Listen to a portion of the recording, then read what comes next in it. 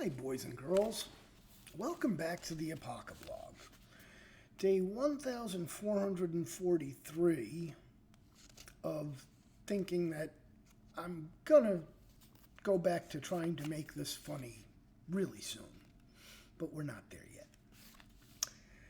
China issues instructions for incoming Biden administration. Okay, kids. This is where we're headed if they manage to steal, to perpetrate this fraud. So obey Beijing, do not challenge China's assumed economic superiority, and open your domestic markets without restraint. These are the three key instructions for Joe Biden issued in an op-ed in the Global Times in China. The piece outlines China's vision for the future under a compliant Joe Biden administration, stating from the CCP that the CCP wants a partnership that is categorically different than that offered by U.S. President Donald J. Trump. Yeah, no shit. No fucking shit. Pay attention. Biden is irrevocably, interesting choice of words, the 46th U.S. president. Almost like they're in on the steal. Oh, that's right. The editorial offers without evidence, blah, blah. Before outlining why the two countries should combine their resources in fighting the pandemic. To that end, Global Times maintains that a supine America is a good America. That's it. Lay down and fucking take it, bitch. Warning its friend Joe Biden, well, actually, it's bought and paid for friend, Joe Biden, demonizing China or slinging dirt on Chinese people will never help to stop the flare-up of infections and fatalities in America. It's almost like they're threatening germ warfare. Like, oh, they just did to us. In 2013, Joe and Hunter flew aboard Air Force Two to China. 10 days later, Hunter's forming a $1.5 billion deal with subsidiary of Communist Chinese government's Bank of China. So I'm pretty sure that China's feeling pretty good about, how resistant or compliant, depending on which way you want to look at it, good old kid toucher Joe's going to be. China's experiences are impressive in curtailing the pandemic.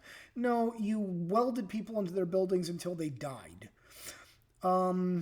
China's unparalleled ability in manufacturing PPE and producing vaccine vials and freezers should not be neglected and could be made use of by the Biden government. Yes, thank you for the past, for Joe, 47 years in fucking government, and China controls all of that because of who? Oh, that's right, you.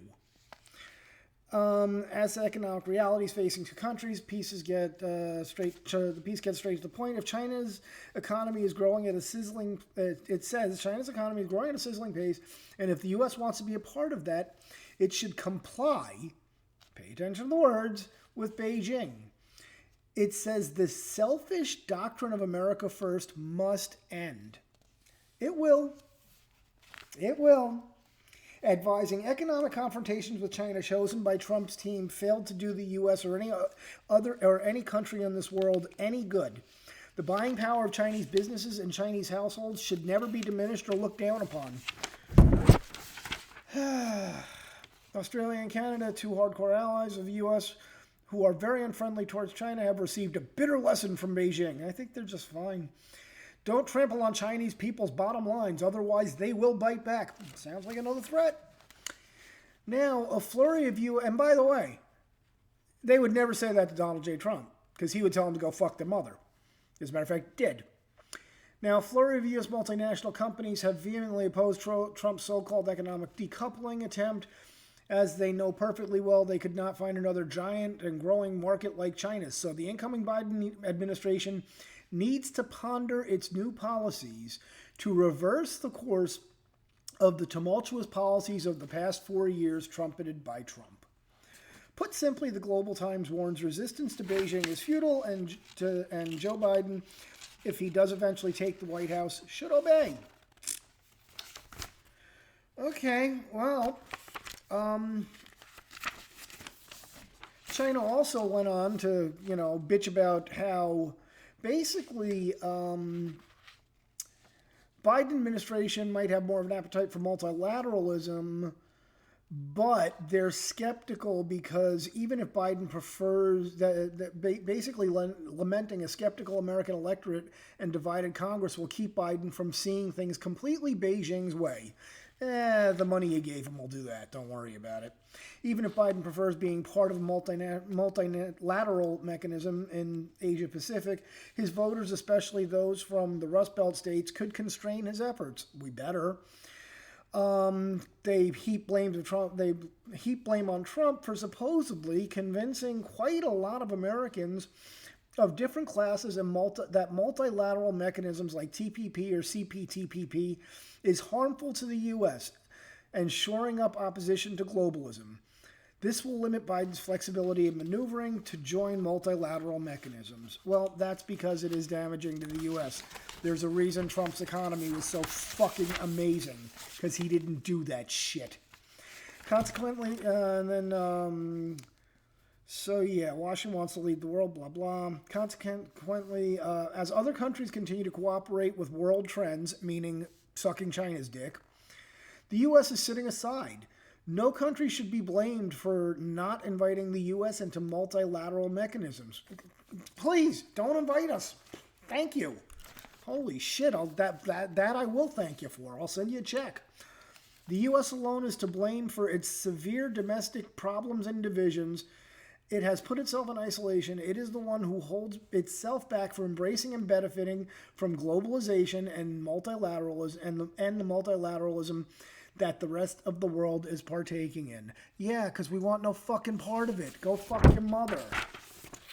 Now, why am I boring you with all this information? Well, because here's the responses that we're getting from America. And by the way, Joe Biden once joked about China helping him become president. It's funny how that came true. Science journal Nature issues apology for associating China and Wuhan with COVID-19. Okay, so they're on the knee. Gates' criticism of China coronavirus deception a distraction. This is Bill Gates, okay, the guy that wants you to microchip you. I think there's a lot of incorrect and unfair things said. We're not going to bother reading the rest of that horse shit. Adam Schiff, Trump shouldn't be blaming China for the coronavirus. Okay. Americans must learn to speak Chinese to tell right from wrong, says China. They're saying it out loud, kids. They plan on taking over the world with Joe Biden in place. Joe Biden defends supporting China entering the World Trade Organization. We want China to grow. No, we don't. We really, really don't. And by the way, Joe's also the guy that said that China's not a competitor of ours. He views them as, a business partner? Much like Mark Cuban. This is another billionaire who's in on this fix. China is our customer. Mark Cuban is okay with doing business with China despite human rights violations because the money's much more important. And in the midst of all of this shit going on, what China's saying is they must be prepared for war.